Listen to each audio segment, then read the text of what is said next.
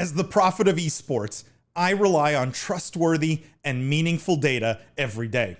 Data from our research partner YouGov offers the most complete view of esports fans and gamers in the world, providing context to who they are, what they think, the brands they buy, and things they do.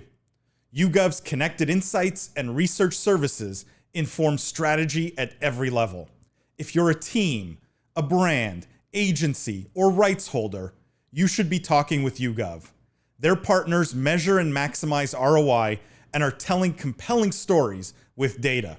Visit yougov.com/gaming-esports to learn more. CSGO, highest paid esports game in 2021 with $8 million in prize money. Is anyone blown away that CSGO still at the top from a prize money standpoint? This would have been my 6th or 7th guess, honestly. I love that it's been around. I bunny hopped back in the day. CS:GO, I think it was 1.2. We had a server in high school. I admin slapped people across the map. I had so much fun playing that game. The fact that it's still relevant, that not only is it relevant, that it's dominating, but again, this wouldn't have been my top 5 for me in terms of if you asked me to guess. What would have been? I'm surprised to hear that. I mean, what would have been your top 5?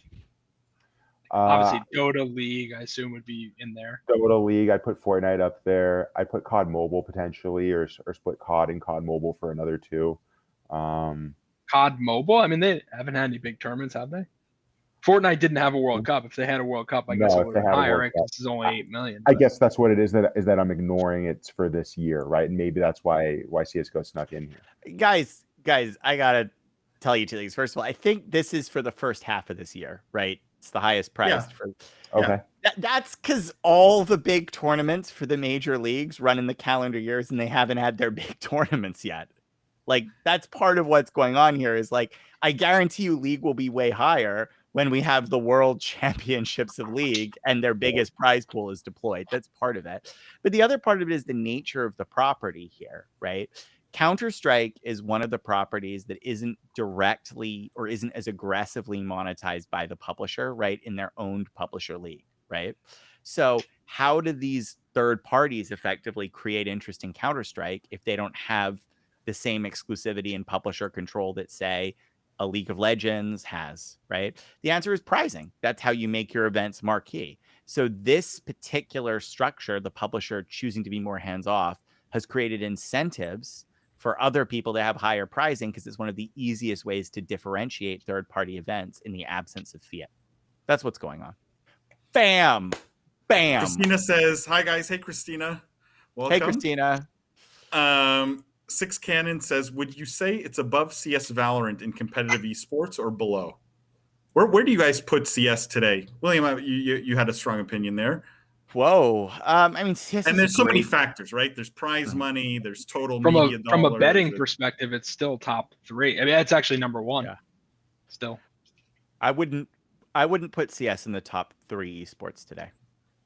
You wouldn't? I wouldn't. I would not. I know that's crazy to say.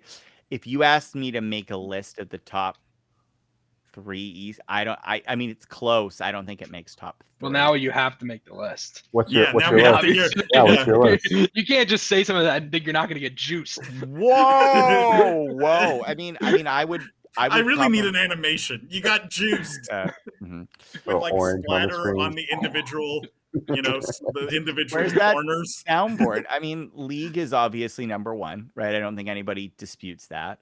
I might put Valorant as number 2 right now with everything that's happening around the game and the growth trajectory it's in and the mindshare it seems to occupy.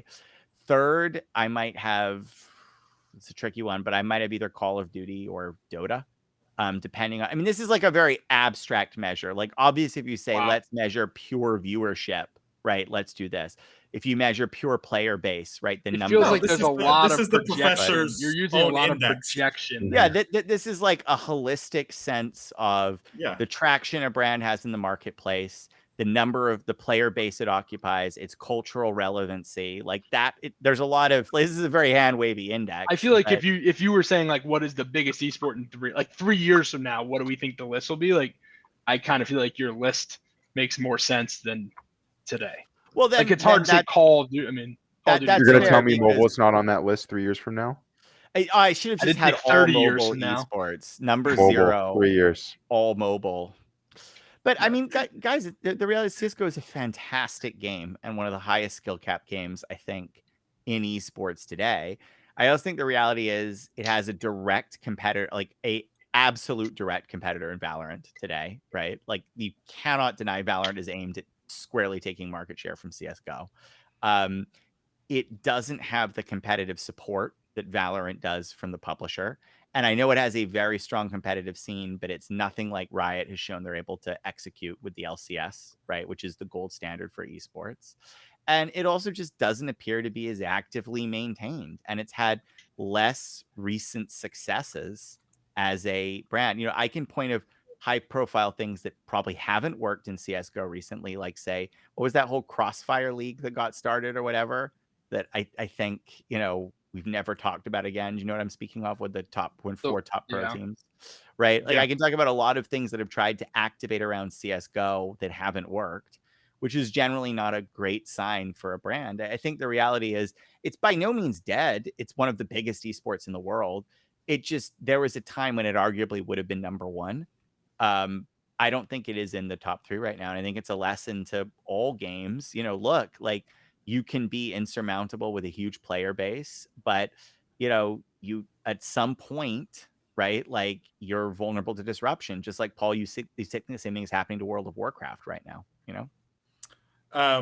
Anthony says, I would have thought League or Fort. I mean, these are like, we're talking about rankings that, you know, we're making up essentially. Yeah. There's no, we could probably make arguments for a bunch of them.